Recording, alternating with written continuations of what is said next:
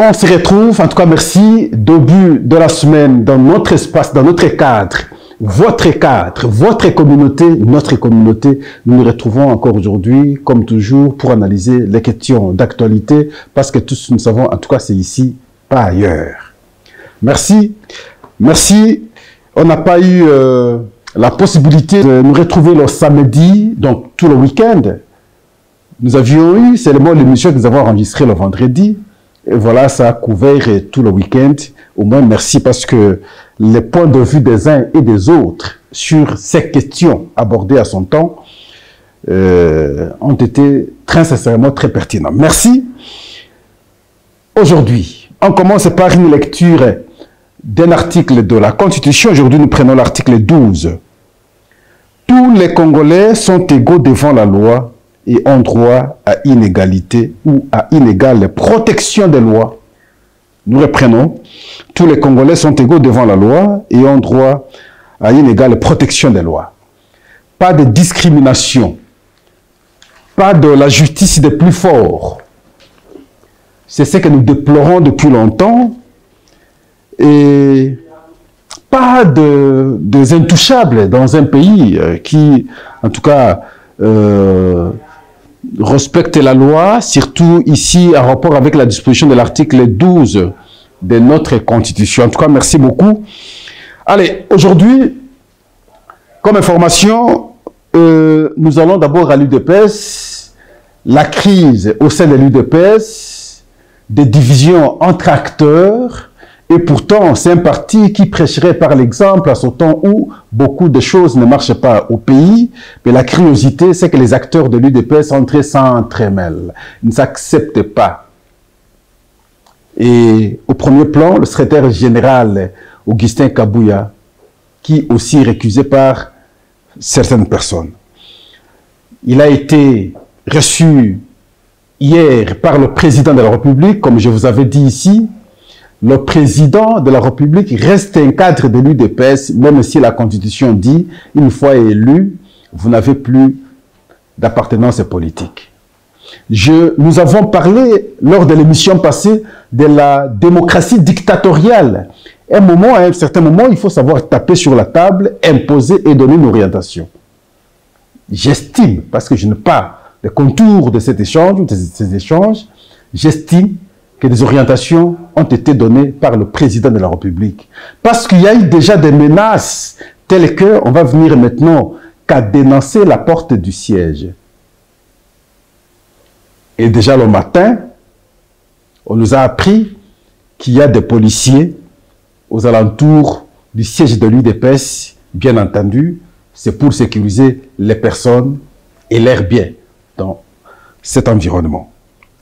Mais nous souhaitons, toujours nous le disons, il est mieux de trouver solution à l'interne que d'afficher un tel spectacle qui déshonore non seulement le parti, mais aussi le président de la République lui-même. Qu'est-ce que les gens ne disent pas? Souvent, l'UDPS n'a pas été préparé à gérer le pays.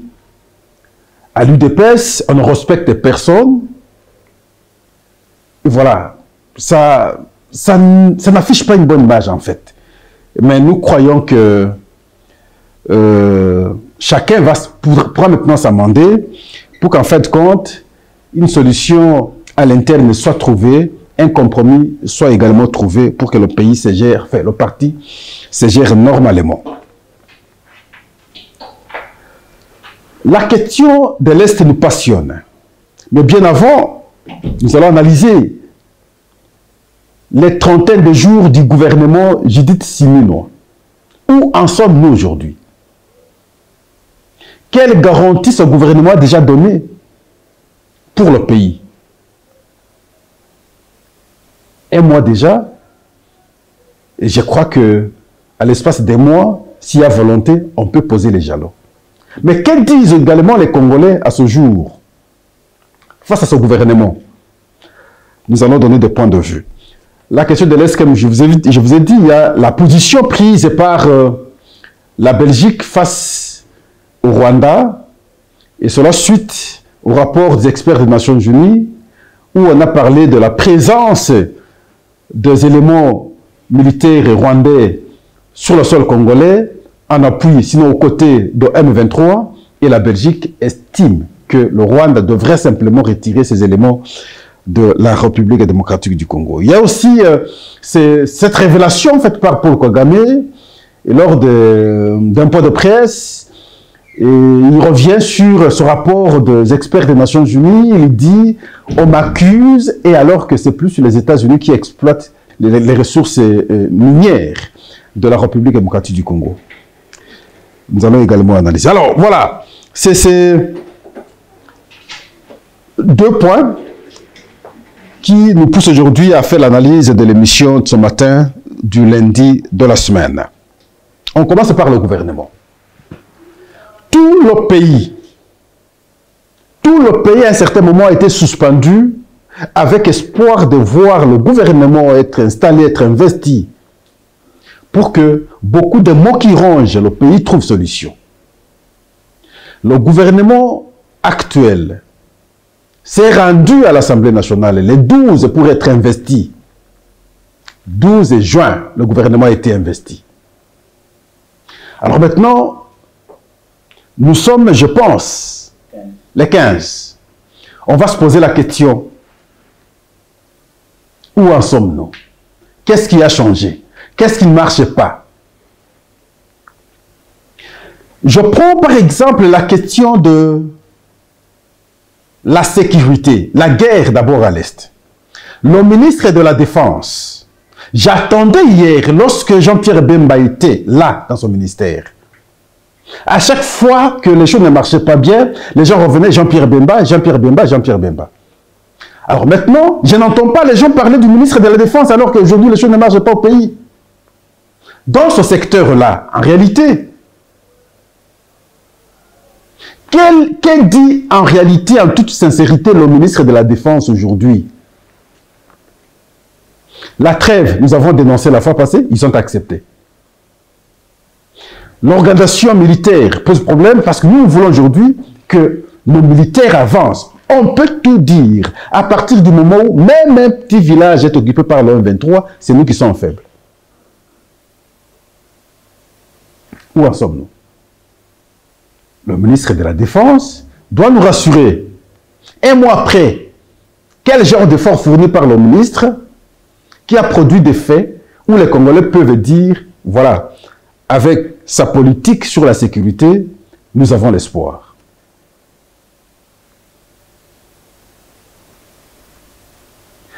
Le ministère de l'Agriculture, chers membres de la communauté, plus de 1000 émissions, je suis revenu sur ça. J'ai aimé lorsqu'on a amené son ministère d'un simple ministère à un ministère d'État. Un mois après, posons-nous la question, où en sommes-nous? Quels sont les jalons jetés où les gens peuvent dire, en tout cas c'est un bon élan, à l'espace de 100 jours, à l'espace de 200 jours, nous allons vivre le changement. C'est à quel niveau? Le ministère de petites et moyennes entreprises, j'ai évoqué la fois passée ici. Où en sommes-nous à ce jour? La loi existe, j'insiste toujours, la vente en détail, c'est réservé aux nationaux, aux Congolais. Où en sommes-nous aujourd'hui? Quels sont les jalons jetés jusqu'ici par le ministre qui peuvent nous rassurer, nous autres? Le ministre de l'économie, le professeur Moukoko, on a beaucoup chanté pour vous. Les gens ont beaucoup crient sur vous. Où en sommes-nous aujourd'hui? Aucune stabilité. Le dollar aujourd'hui, je crois, c'est à 185, 190. Le ministre des Commerces extérieurs, Paluku, où en sommes-nous aujourd'hui, Paluku? Où en sommes-nous avec le ministère des Commerces extérieurs? Zéro. Dans ces conditions, qu'est-ce qu'il peut nous rassurer? Pire encore, quand vous allez dans des cabinets, c'est un désert. Plusieurs cabinets ne sont pas composés. Un mois après, je ne sais pas comment nous les Congolais nous comprenons les choses. Aucune urgence. Je ne sais pas. Les cabinets ne sont pas composés. Le ministre a à peine son directeur de cabinet, ça s'arrête là. Tout le reste, c'est provisoire. Pas un bon fonctionnement. Non, nous devons nous regarder, nous devons nous reprocher, nous devons nous amender. Le ministre des Infrastructures, s'il vous plaît, combien de fois nous allons le dire? Nous sommes au mois de juillet vers la fin. Le mois d'août, à Kinshasa, oui, le plus c'est vers la fin. Mais c'est déjà le début du mois, de l'année ou de la saison de pluie. Jusqu'à quand les travaux? Jusqu'à quand la réhabilitation de la voirie quinoise? Nous sommes ici, prenez rendez-vous avec Pascal. Quand les pluies vont tomber dans la ville de Kinshasa ici, sur la ville de Kinshasa ici, je ne sais pas qui, mais puisque dans l'inconscience, sera apprécié ce gouvernement. Si nous allons continuer dans cette allure. Rien du tout. Rien ne s'est fait. Rien du tout ne s'est fait. D'autres m'ont dit hier, mais Pascal, pourquoi vous ne pouvez pas seulement dire que on change le gouvernement? Non, ce n'est pas Pascal de dire qu'on change le gouvernement. Avec Mobutu, nous avions vu, lorsque les choses ne marchaient pas, en tout cas une semaine après, 2 semaines après la sortie du gouvernement, on pouvait changer aussi. Et quand les choses ne marchent pas bien, on peut changer. Mais visiblement, aujourd'hui, les choses ne marchent pas. Il faut des décisions courageuses pour qu'on prenne un autre élan de pouvoir avancer. Dans ces conditions, en tout cas, je pense que nous ne rendons pas bon service à la nation.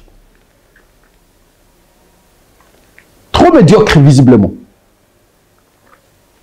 Et ça me fait mal. Moi, je veux vous illustrer le point de vue de Daniel Safou.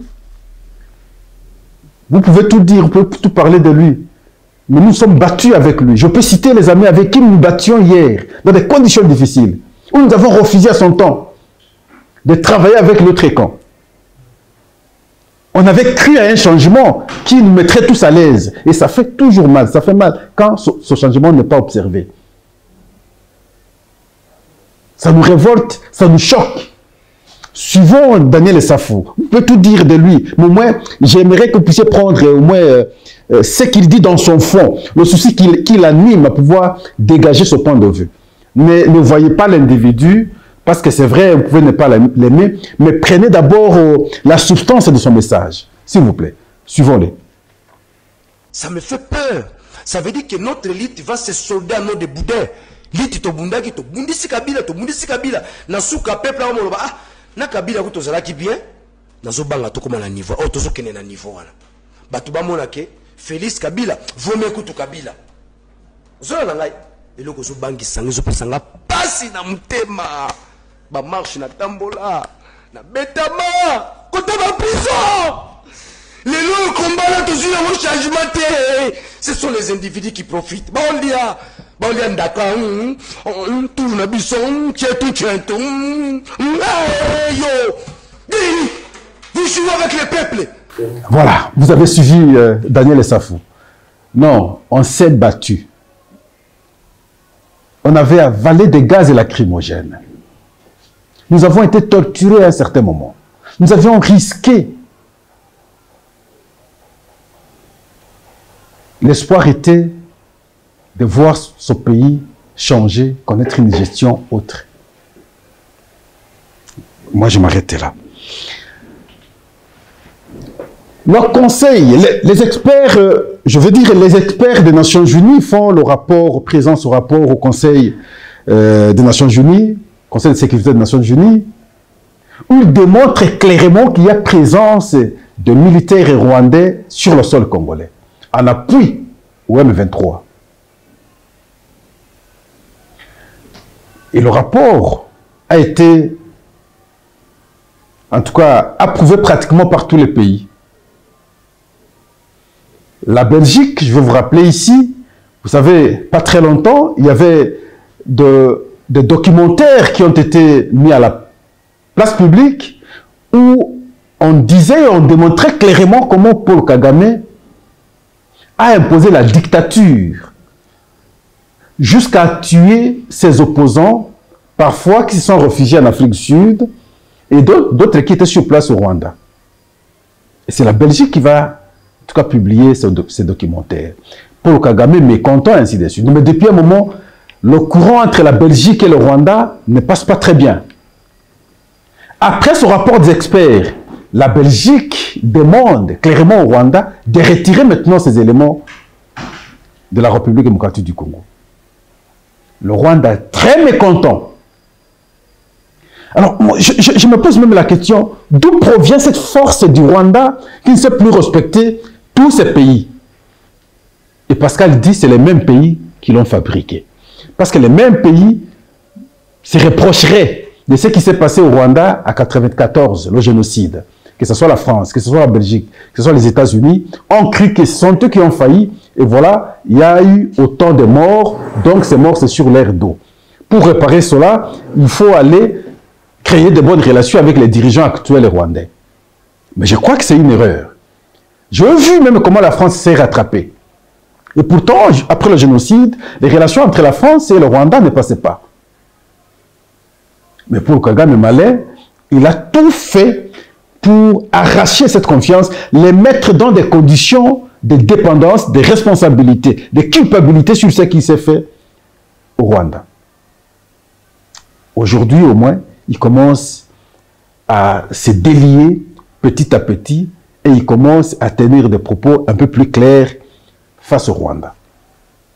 Paul Kagame organise un point de presse.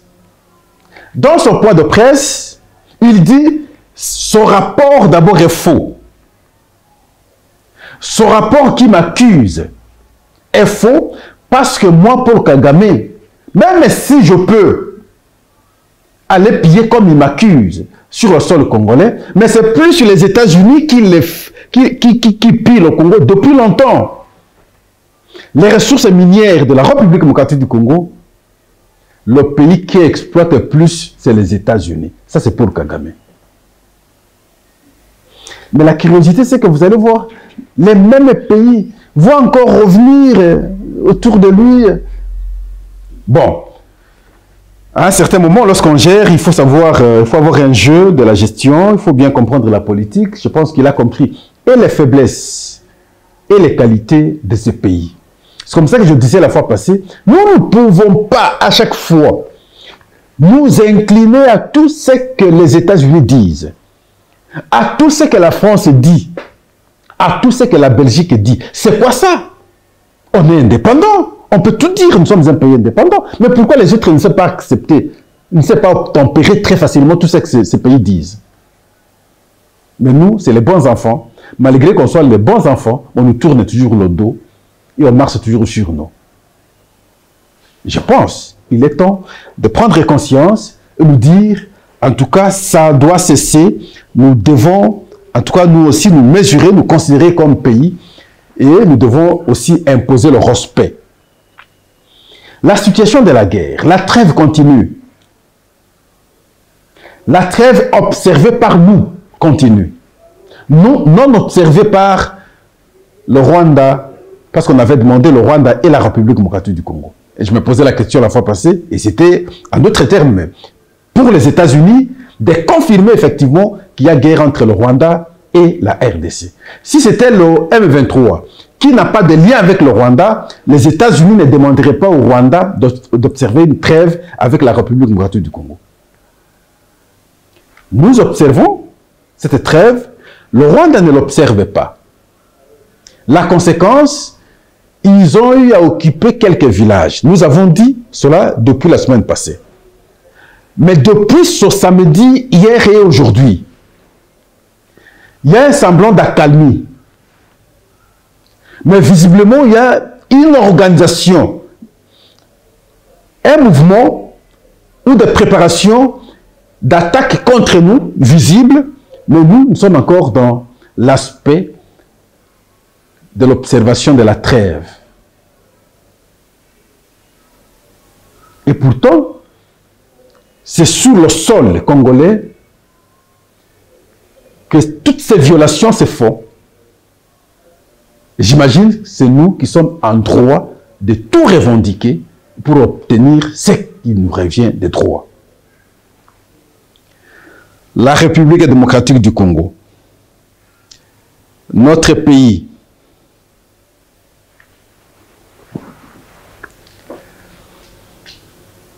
en fait compte aujourd'hui, parce qu'on ne parle pas souvent de la culture, on termine notre émission par les aspects de la culture. Je peux encourager nos musiciens, je peux encourager tout ce que nous faisons, qui consisterait à vendre l'image de la culture congolaise à travers le monde. C'est une bonne chose. Mais dans quel contexte aujourd'hui, où nous pouvons être dans la jouissance comme nous voyons aujourd'hui? Dans le contexte où le pays est occupé, dans le contexte où le pays est agressé, dans le contexte où plusieurs de nos territoires sont occupés par le Rwanda. C'est à ce moment-là que nous sommes devenus de vrais danseurs, de vrais jouisseurs, de vrais chanteurs. Suivez le débat des Congolais, s'il vous plaît, pratiquement à travers toutes les plateformes. Si ce n'est pas Fali, c'est Ferré. Si ce n'est pas les deux, c'est leurs petits qui viennent après, et on est distrait comme ça. Les questions de fond, on n'aborde pas. Dans leur musique, non, il n'y a pas un temps d'inclinaison, un temps d'observation à la mémoire de nos frères qui meurent à l'Est. Rien du tout. Est-ce que c'est à ce stade que nous devons commencer à voir de tels spectacles au pays? L'impression que nous donnons à l'extérieur, c'est que chez nous, ça va bien, aucun problème. Dansons, chantons, parce que chez nous, ça va bien. Et alors que le pays va très mal. Et le pays va très mal. Je parlais la fois passée, peut-être que les musiciens n'ont pas tort. Je dis bien, peut-être qu'ils n'ont pas tort. Parce que ce soit le président de la République, que ce soit les différents ministres, commencerait à prêcher par l'exemple. La tenue, par exemple, l'attitude. Regardez la tenue de nos ministres. Col blanc, cravate rouge, veste noire, très propre. Non. Je vois le président ukrainien partout, dans tous les concerts. Il est avec un simple tricot. Avec ses boots. Il est comme ça partout. Déjà, lorsque vous voyez un président, un tel monsieur arriver devant vous, vous dites, mais celui-ci a un problème, effectivement. Mais chez nous, c'est le contraire. Toujours bien habillé. Très bien habillé, belle cravate, belle chemise blanche. Le sang de l'autre côté coule. La partie du pays occupée. Nous ici, très bien habillés. Et lorsque nous nous habillons bien, les musiciens qui, en fait, vendent l'image de nos cultures, de leur tour, ils disent, bon, nous sommes bien. Et ils les font de la manière qu'ils font là. Et conséquence, le monde entier nous voit en train de danser et comprend que nous n'avons pas un problème au pays. En tout cas, merci. On a bien voulu aujourd'hui aborder ces quelques points d'interpellation pratiquement parce que ça fait mal. On ne peut pas continuer avec un genre de comportement. D'un côté, le gouvernement ne marche pas, les choses ne marchent pas très bien, l'agir des ministres ne convainc pas. Mais de l'autre côté aussi, avec la culture, toujours avec le comportement des ministres, additionné, vous dites finalement, on est dans quel pays? En tout cas, merci. Merci beaucoup. On se voit demain. Bon début de semaine. N'allez jamais ailleurs. Restons ici. En tout cas, au revoir. Merci.